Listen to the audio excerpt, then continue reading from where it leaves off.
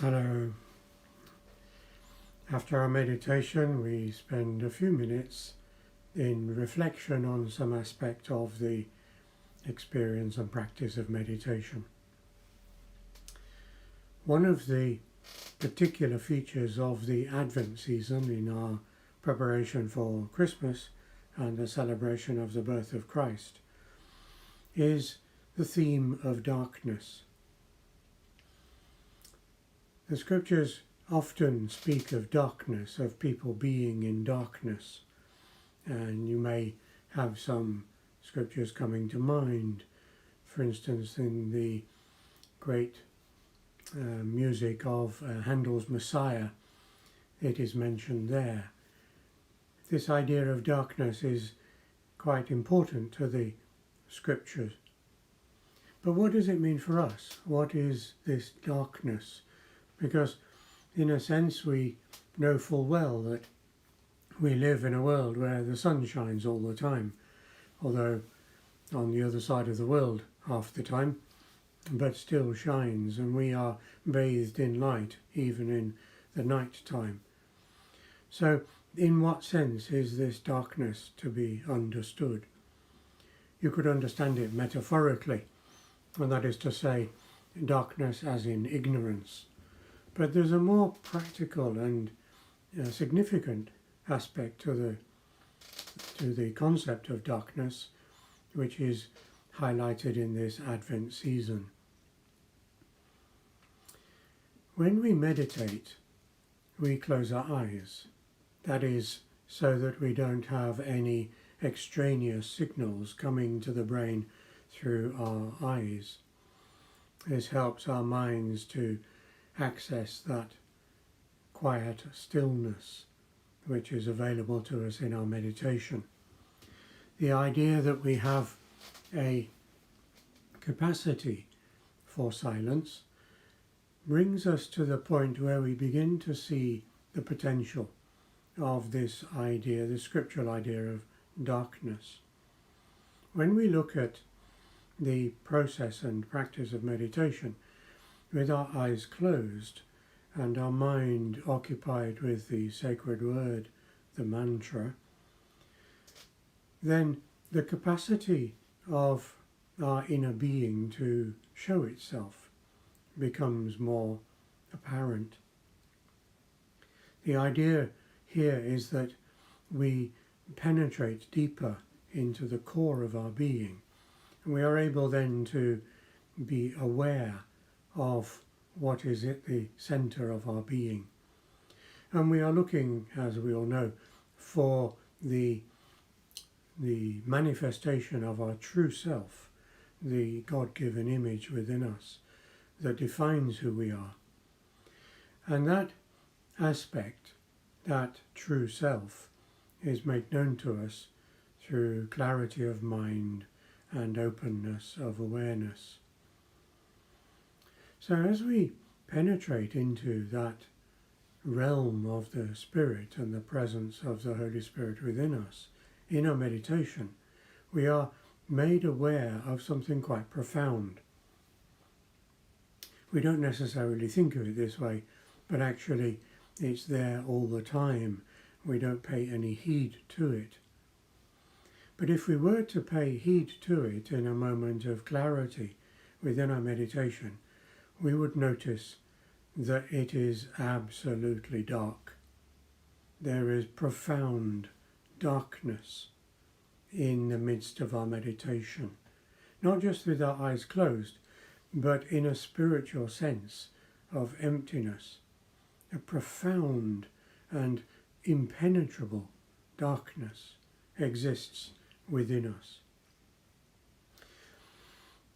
We may understand this darkness in one particular way, given our modern knowledge of psychology and of our understanding of the work of the ego. When we are in our meditation, the frontal part of our brain, the thinking and reasoning part of our brain, is occupied with the mantra. The other part of our brain, the earlier, or if you will, the animal part of our brain, where we have the control of all our hormones, of all our memories, of all of our reactions and emotions and all those kinds of things that don't have thought as an essential part of them. All of those aspects are controlled towards the back of the brain. And if we were to take a moment and had the ability to look from the front to the back, we would see complete darkness, because there's no capacity for us to see in or through that part. And in a sense there is a clue here, because using our modern understanding of psychology, what we can say is that that darkness is the abode of the ego. It's in that darkness that the ego operates, and it sends out its influence from that darkness to control us bodily, to control us emotionally, to control us in the instinctive and subconscious areas of our life, not in the thinking areas of our life. And this capacity we have to be unable to see the ego makes it very powerful indeed, and something that we are under the control of most of the time. But during a meditation, when we look back into our brain, as it were, spiritually looking, what we notice is this complete darkness. The practice of meditation then, or in the Orthodox meditation tradition, it would be the capacity to say the Jesus prayer methodically and with endless repetition. Either way, we then come to that point where we, as it were, thin out the darkness of the ego. And there comes a point at which the ego is then made visible to us, and we see through it. The ego becomes visible to us, and because it is for once noticed and seen, it becomes transparent, and we see past it, we see through it. And what we see through it and beyond it is the true self, the abode of the Holy Spirit and of the presence of God. And when we see that, we then see profound light. So this idea then of darkness, which is a theme of Advent, helps us to understand one particular aspect of our meditation practice, that in our meditation we are looking towards the back of our brain where the ego has its abode. And as we practice our meditation, eventually we come to the point where finally we can see the ego, because the darkness is no longer capable of withholding our sight. The ego discovers that it is seen, it is found out, it is observed and noticed, and its frailty and its weakness become observable, and we become aware of that, and so we can see through it. And on the other side, as it were, we see the presence of God in profound, uncreated light. And that is the moment when we reach enlightenment, because we have transcended the ego, the false self, and we have come to that place of the true self where God and we can exist in harmony together, in full awareness of each other.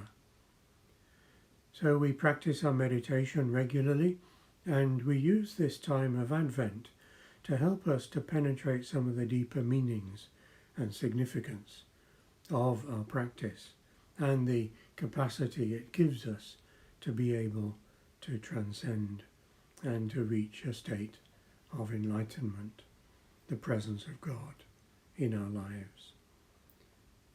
So I pray for you, those who are watching this recording of our meditation session, and those who were participating in the live streaming of our regular meeting. I wish you all God's blessing, that you may be able to reflect upon these words, these thoughts that I have offered, and that they will encourage you and bring you to a deeper understanding of the process of meditation and its great power to lead us towards God. So God bless you all. Thank you for joining us. Goodbye.